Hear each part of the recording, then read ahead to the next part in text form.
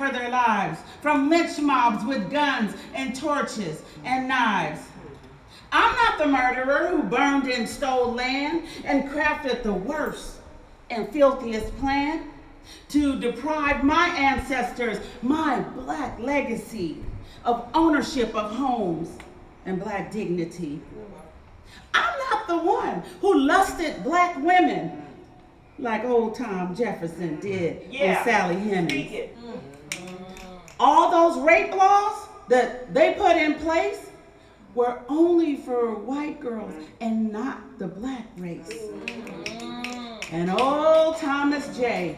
insisted with tears that little black girls produce each 2 years. Babies as some kind of sick guarantee of boosting his riches and his economy. They keep wanting me to carry their water. These problems are theirs. They were the plotters. I'm so sick and tired of game after game, distorted my history and changed my last name.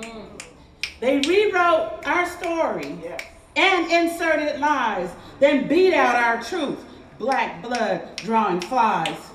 They chained us to posts in the center of town, and the crowds, they did come and see black blood drip down in the dust like rivers did flow from the wounds and lashes from the whippings to show how they were the masters.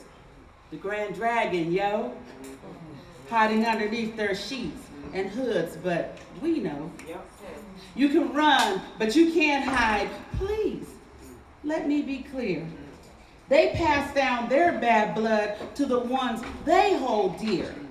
Their future generations would carry this hate and soon realize what a disastrous fate that Pawpaw and Meemaw had carved as the way was deeply demented and stained to this day. You can't look at me and say, I'm the problem. Your people caused these troubles and left you to solve them. They really believed in their fake all-white nation when they hustled to protect racial segregation. They sicked us with dogs when we had to riot, thought we would just take it, thought we would stay quiet. Whenever a black man was down, they would kick him. But black men fought back, refused to be victims. So, white people, just tell me, how does it feel when you are the problem? Tell the truth. Be for real. I know how much you hated watching our resilience as we moved away with pride and much disilience. Hard for you to stomach our genius and vibrance. Even Jim Crow couldn't stifle our black brilliance. The Electoral College and your Supreme Court contorting all the laws like a cancerous wart. Y'all all know the history. Y'all all know the lies. Like those 3 little monkeys, you cover up your eyes. You will never say it. You pretend not to see it. Your every action shows how you can just be it. We hold these truths to be self-evident. The writer of these words,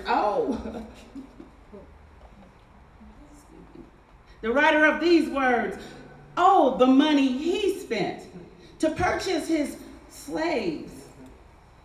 I'm losing my place. To purchase his slaves and indentured servants to build Monticello, to harvest his plants. Racism is lazy and recyclable. It's rooted in loathing and despicable. Its indoctrination's been easy, you see. Your people influence their false history. So, I have a question. What is your stance now that you know of your inheritance? What will you plan? What will you do now that you know the problem is you? Your lineage dictates who you are today. It is what it is. Is that all you can say? If you didn't have your whiteness, I ask, it'd be interesting to see what kind of mask you would put on each morning, each day, to wear while in public. What price would you pay when historic privilege has been washed away? Like I said at the beginning of this very poem, all of these facts are presented to show them that I'm not the problem, they are.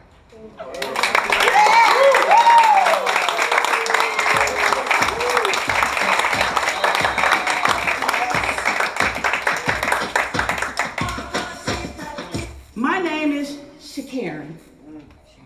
Y'all probably don't know me, but you definitely know my people. Y'all named her Karen. You know, the extra white girl, the where is the manager white girl, the entitled middle-aged white girl. Y'all know who I'm talking about. Well, let me introduce myself. I am Shakaren. I live across the tracks, down in the Boogie Bottom, in the same town as Karen. And today, I'm going to exercise my rights today. I was going to own some shit to show Karen, even dare my friend Karen to try to say something. Just say one thing, anything about me.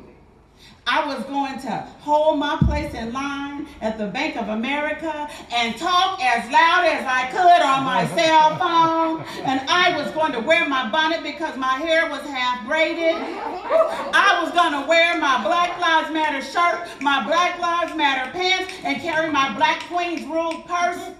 I was going to have on the largest hoop earrings I own and put on 15 bangles, changing every time I moved my arm. I was going to be my whole Shakaren self today. But I didn't do it like that. That's exactly what Karen would be looking for. She's who Karen would be on the lookout for. So instead, I put on my bonnet because my hair was half braided. I dressed in my Black Lives Matter gear, and I pulled out my Black Queen's Rule purse, and I slipped on my biggest hoop earrings and placed all 15 bangles on one arm, one by one. You see, I changed my mind about my appearance, about my attitude. I do what I want. I dress how I want. I talk how I talk. That's right. I roll how I roll with pride and dignity because my name is Shakaren.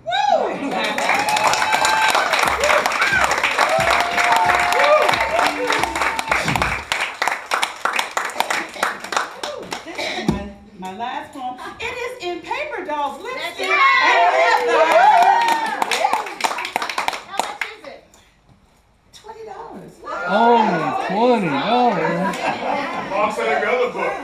Every other author is tonight. Okay. This is to all the poets in the room, and y'all are in here. I love being around poets. Y'all love. And this is on page 59 in Paper Doll's lipstick.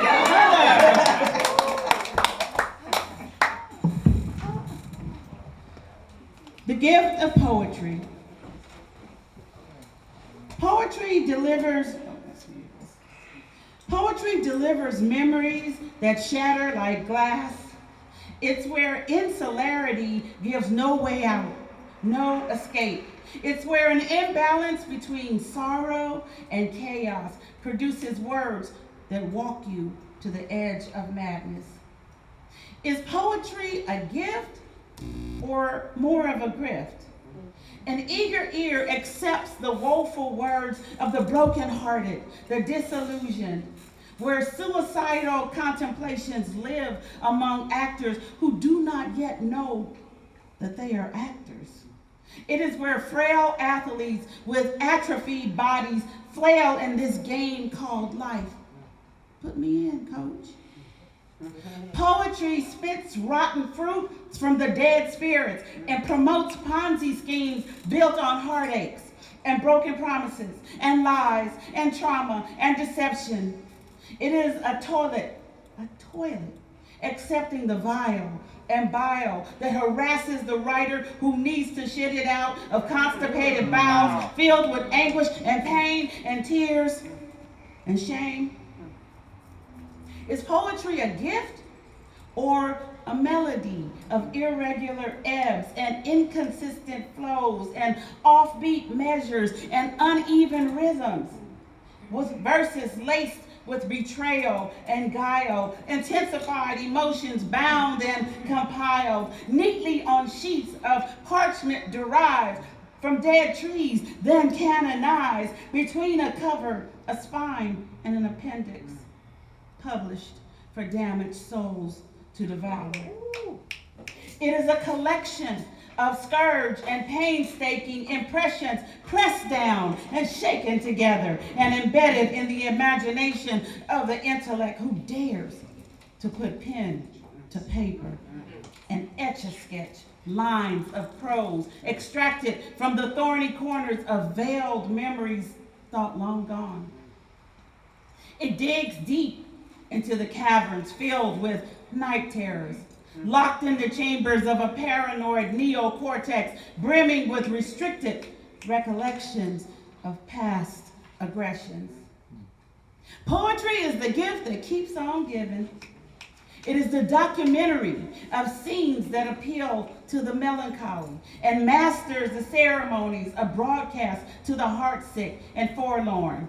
It is the gateway leading to uncertain demise and the inextricable point of expiration.